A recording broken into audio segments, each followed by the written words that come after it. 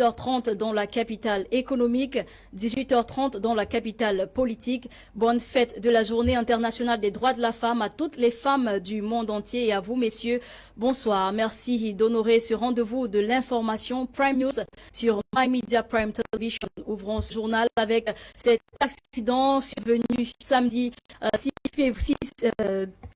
6 mars sur la route dans la région du Sud-Ouest, dans lequel 6 personnes ont perdu la vie et 13 autres grièvement blessées pour cause d'un véhicule semi-remorque immatriculé dans le littoral percuté violemment un bus de transport interurbain conduit par le nommé arrêt Derrick. Les dépouilles ont été transportées à la morgue et les blessés dans un centre de santé pour une prise en charge immédiate.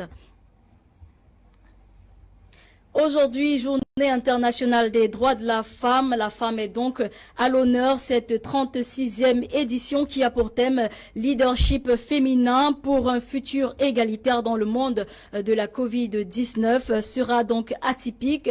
La parade traditionnelle annulée en raison de la crise sanitaire. Les femmes et filles camerounaises se sont donc jointes à leurs homologues du monde entier pour célébrer cette journée. Dolingonde a sillonné les rues de Douala et son reportage.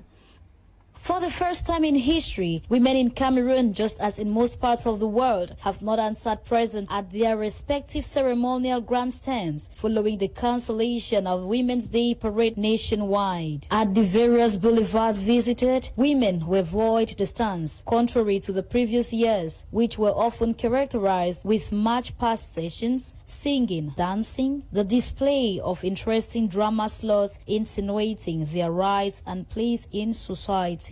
Today is March 8th, but due to the second wave of the COVID-19 pandemic, these women have lived the day like any ordinary one of the year. But how much do the women miss of the effervescence of this day, and what's their perception of the day? A day that signifies the right of the woman, what they have to do in society, help each other for the development of all activities that have to do with women empowerment as well as other social activities. C'est une occasion pour la femme de se rappeler de ses droits, non pas comme les autres jours, on n'a pas de droits, mais c'est une journée particulièrement mise en avant pour la femme, de se rappeler de ses droits, de se rappeler de ses valeurs, de se rappeler surtout de sa place dans la société. On the streets, only a few women could be spotted dressed in their Women's Day fabrics, with so many less concerned and focused on their daily routines. However, talking to some men about the cancellation of this year's outdoor parade and also the importance of the day, their thoughts are diverse. Non, le rythme n'est pas nécessaire. Elles vont exagérer, tu vois, il y a les femmes qui ne vont pas faire la cuisine. C'est une journée très honorée. On l'a dédié déjà à la femme qui est ma femme, qui est ma mère, qui est ma soeur, qui est ma fille. Alors je suis de tout cœur avec ceux qui ont beaucoup pensé à nos mamans, à nos femmes. Although there have been widespread condemnation about the celebration of March 8th, bar attendants on their part could be seen cleaning up in preparation for the night. Meanwhile, to some women, this day is still of value, despite all odds, as some could still be found visiting beauty pageants and others making plans for the night. C'est pas en mettant la tenue qui est l'essentiel. Même avec mon vêtement, n'importe quel vêtement que je veux, pour l'essentiel que ça soit propre. Oui. Par exemple, on ne sait pas là où va l'argent de ces pannes-là. On peut prendre ça, aller dans les orphelinats, aider les gens, aller dans les hôpitaux, aider nos frères qui souffrent un peu de partout. Nous sommes ici dans le littoral, nous fêtons alors que nos sœurs du sud-est sont dans la peur. Du coup, par solidarité, je ne sais pas si c'est par solidarité ou bien par... Nous devions aussi être avec eux. Parce que nous ne pouvons pas célébrer le 8 mars alors que nos sœurs ne peuvent pas célébrer avec nous. Les enfants sont à l'école, on n'a pas fini. On vend même l'habit de fêtes, soi-disant fêtes des femmes. On vend l'habit à combien? Où c'est 8 000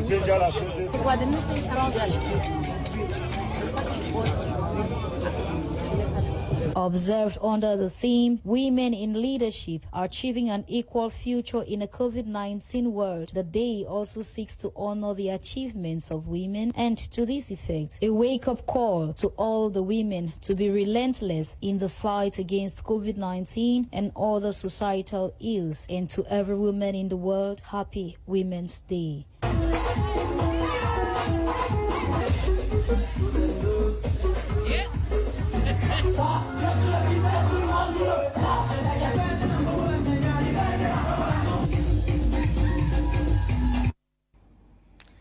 Dans le sud-ouest, les consoeurs journalistes du FACO se sont rendus au marché de Limbe pour sensibiliser les commerçants et commerçantes sur l'importance du renforcement des mesures barrières édictées par l'Organisation mondiale de la santé. Cette initiative survient quelques jours après une mise en garde des autorités pour une remobilisation contre le Covid-19. Notre reporter Kouma Honoré était présent et nous fait son récit. Female journalists in FACO division joined their voices with that of the Divisional Delegation of Communication for FACO to sensitize and empower market women and petty traders in the Limbe main market to help them grow in their businesses. The sensitization campaign, which started on Friday, March 5th, is part of activities to celebrate this year's edition of the International Women's Day. Discussions during this campaign focus in raising awareness on the need for the market women to strengthen the respect for COVID-19 preventive measures, given that health authorities have warned of a rise in the number of persons tested positive for COVID-19. The women also received lectures on women leadership, gender equality, and business management, as well as benefiting from a huge number of face masks and hand sanitizers to reinforce preventive measures from the coronavirus pandemic.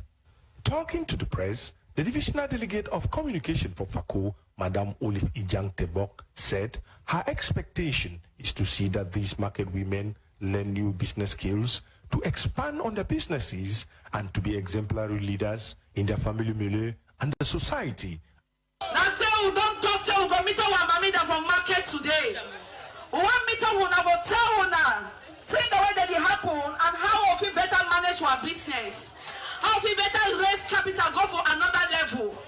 Now why that way we day here today? And we want to recognize all our mommy them, our sisters them. Say for this time when things are over being difficult. Coronavirus, it don't come with it all. Crisis for Northwest and Southwest, it come with it all. And I'm not saying sometimes they be all there in difficulties for our money. It should be noted that this is not the first time the population of Limbe and FACO division at large is benefiting from the expertise of the Divisional Delegation of Communication for FACO through seminars and sensitization campaigns targeting particular group of individuals. Media professionals in FACO division have repeatedly, through the guardians of the Divisional Delegation of Communication, gained skills in health, conflict reporting, media sustainability, and other areas of life. La Solidarity Human Foundation, cette organisation non gouvernementale qui a pour but de l'autonomisation des femmes dans tous les domaines au cours du week-end, était en présence des veuves et des mères célibataires pour leur apporter un avenir meilleur. Aileen Samer nous fait son reportage. The non-governmental organization Solidarity Humanitarian Foundation on Saturday, March 6, 2021, brought together a group of women made up of widows and single moms going through the worst challenges as mothers, including poverty, rejection, joblessness, and illnesses, just to name but these, to sensitize and empower them on the way forward out of the misery. Elman Dive is the brain behind the initiative and founder of Solidarity Humanitarian Foundation. I realize that most of these women are faced with a lot of challenges that we might not be aware of.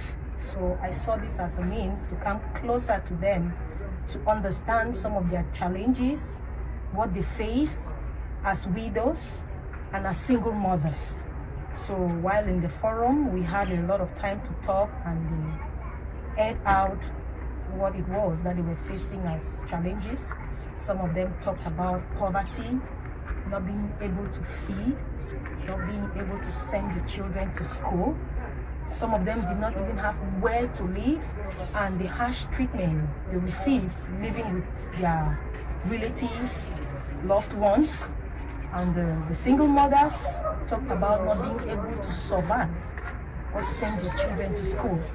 And it was a recurrent issue of them not having money, poverty. Akum Adeline is a young widow and mother of 3. My husband died since 4 years today, left me with 3 children. So since then, I've been struggling life with nothing to do, even to pay a house rent, to even equip those children, send them to school. For me, it was very difficult. Ako Alice is a single mom of 2. Her biggest challenge is paying her kids' school fees single-handedly. I'm a single mother, I have 2 children. So my challenge is to send them to school. There is no way to send them to school. Their father, their papa not there. After dialoguing with the women, Elman Divet diagnosed that the women are in dire need of assistance. I know there are people out there who are touched, who understand what these women are going through, and I will appeal to you to join me to help these women, to raise them up, because although they have challenges, they also have talents. The Solidarity Humanitarian Foundation at the end of the meeting promised to return with more assistance to not only feed these underprivileged women of the society, but to teach them how to feed.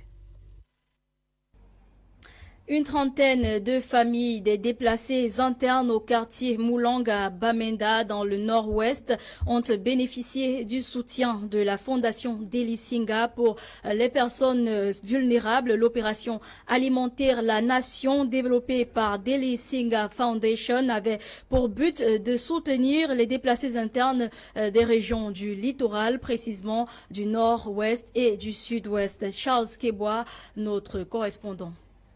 Some 30 families of internally displaced persons at the Moulang neighborhood in Bamenda, Saturday, March 6, 2021, benefited from the Lisinga Foundation Support Service for Vulnerable Persons under Operation Feed the Nation program developed by the Lisinga Foundation in partnership with Delhi Match Up and Delhi TV, reaching out to the underserved communities and persons in different ways with specific targets in the littoral region, southwest and northwest regions of Cameroon. Welcoming the Lisinga Foundation team to Moulang, the parish priest of PC Moulang said, with the ongoing crisis rocking the northwest region and southwest, with most persons affected, just like children of Israel that passed through difficult times, and God came to their aid, thank the foundation for thinking of Moulang vulnerable persons and IDPs. To be an IDP is something that no one will understand unless you are in it. So I think that the foundation, what the foundation is doing is what God has asked us to do, to support those who are in need. If I have a word for the foundation, it's just to tell them that God will replenish them and that what they are doing, they should move on. DSF Northwest Coordinator Enya Lorraine, on behalf of our team, said they are actually just volunteering and it is their passion and desire to be of help to people they feel are actually in need. Appealed the little offered be judiciously used. We are happy to be of help, and like one of them mentioned, they said they would like to be of help in any way. I think the best way they can equally be of help to the foundation is to use to the beneficiaries and improving their hope level through basic needs. With hope, they set an example for other communities to emulate and reach out to the less privileged persons and communities. Operation Feed the Nation. So it's not just Bamenda. We are coordinating this program both in Bamenda, in Boya, and in Douala. So the funds that were contributed by members of Delhi's Match Up platform and Delhi TV we are making sure that we reach out to other regions. We have reasons why we're taking Douala Littoral, because Littoral region is a place where we have a lot of exodus from interior places in the northwest and southwest region. They have exited to the Littoral region. So there are lots of challenging situations, and we believe that we will be reaching there from here also to see how we can give our own little support and talk with them to let them know that there are other people worldwide that feel their pain. Founded on humanitarian and biblical principles, the Lisinga Foundation upholds the value that brings mankind to equity and better standard of living for all. Voilà pour ce reportage de Charles Kebois, notre correspondant du Sud-Ouest. Vous regardez Prime News sur My Media Prime Television. Toujours dans le Sud-Ouest, des anciens élèves du lycée technique de Kumba ont fait don de 10 ordinateurs à cet établissement scolaire afin de faciliter le processus d'enseignement et d'apprentissage dans les établissements. C'était au cours du week-end dans la région du Sud-Ouest. Tanfoussi Douane. Be handing over 10 computers to the school administration. Government Technical High School, commonly called Sofati Kumba, Southwest region of Cameroon. 10 computers donated by ex-students of the school will go a long way to facilitate the teaching and learning process in the institution. This is a precious gift donated by the ex-student association of GTHS Kumba.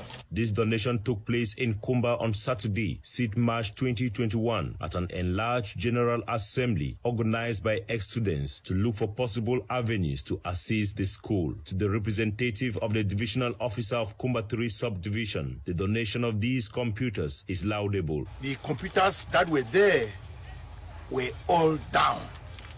So the donation of 10 computers to the school is really something to appreciate. The ex-students, the school administrators, and the DIO's representative moved round to assess the situation of the school machines. Even though the ex-students feel proud, having passed through GTHS Kumba, they also feel disturbed that the school structures and equipment are gradually wearing out, and promise through their national president, Mr. Kwana Christopher, to always pass by to assist.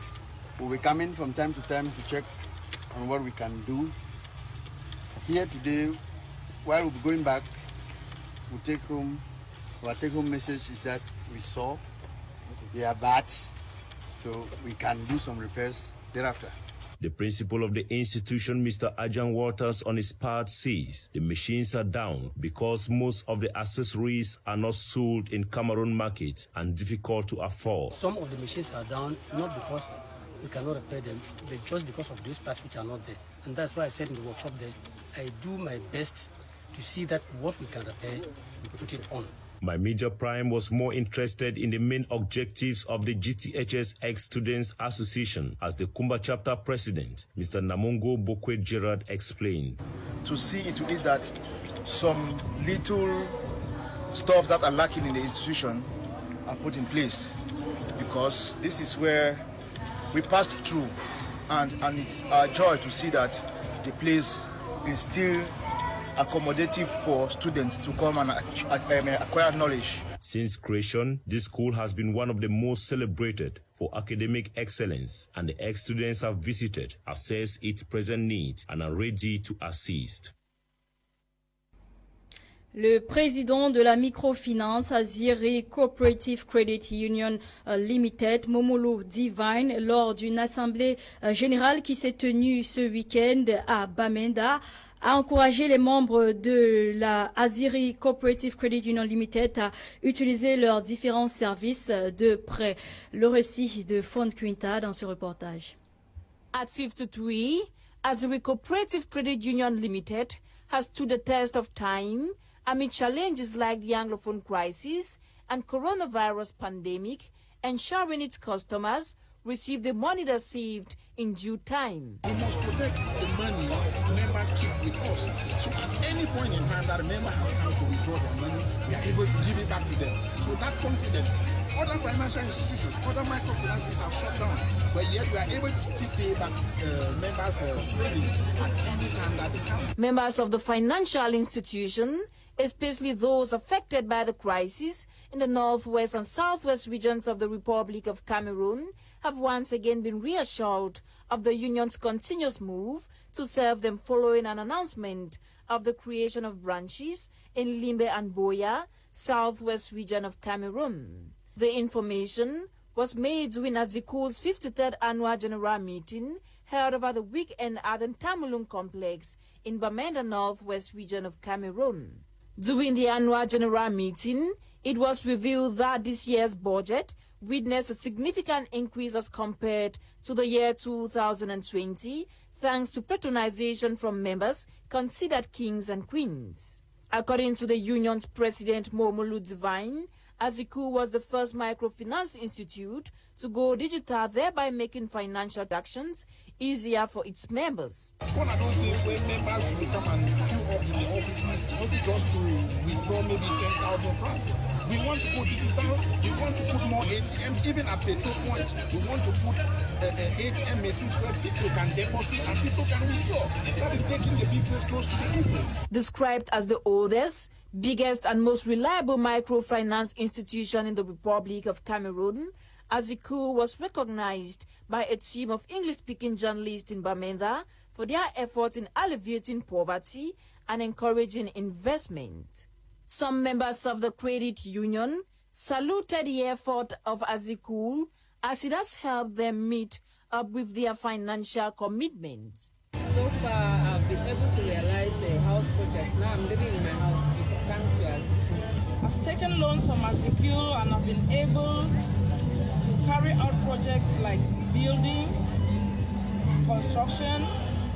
I've done other small businesses thanks to the loan scheme of Aziku. With just 27,000 francs CFA needed to become a member and benefit from the numerous services of Aziku, the president Momolu Divine, while encouraging members to benefit from loan services, did not forget the slogan of the credit union, which is borrow wisely and pay promptly.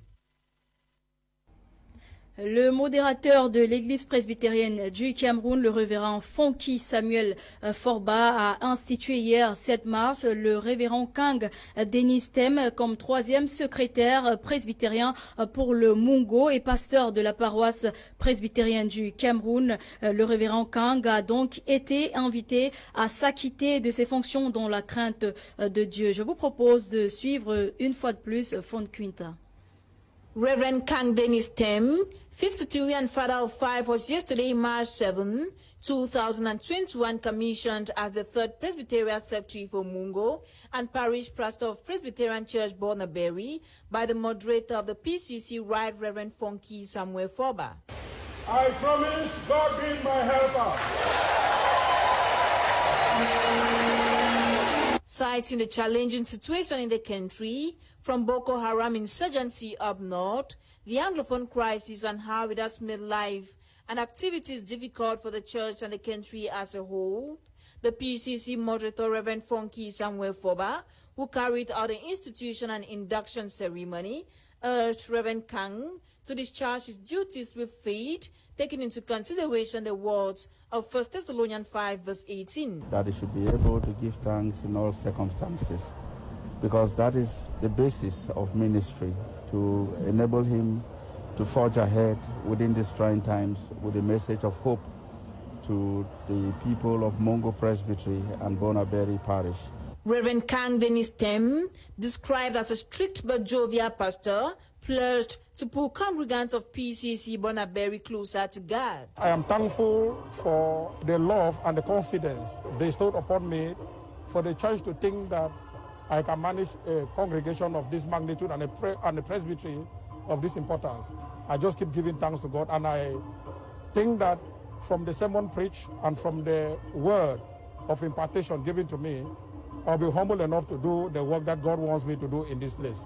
As per the situation of coronavirus that has affected the Presbyterian Church in Cameroon, the moderator says, I'm calling on all Presbyterians and all the people of Cameroon to follow the barrier measures repeated by the Prime Minister and Head of Government and by the World Health Organization. We hope that will help to curb the pandemic.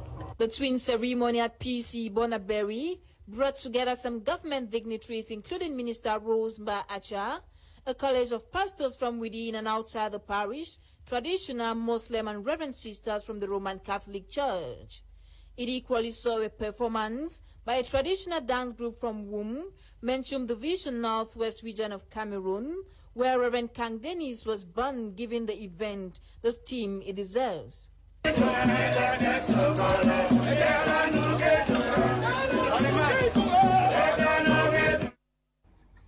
Et en sport, vous le savez, la première journée d'Elite 2-1 s'est jouée ce samedi 6 février et dimanche 7 au Cameroun. Quentin Etapé nous fait un condensé de ces différentes rencontres.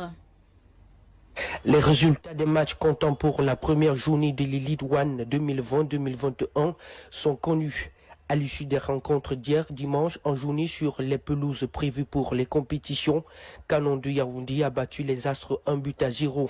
Fauvu de Baram, malgré un carton rouge encaissé, a dominé Stade de Renard de Mélon avec 2-1. Le même score en faveur de Feucheux devant Union de Douala. Bamboutos de Bouddha, quant à lui, a fait un triplet face à Avion Académique qui n'a que marqué un but.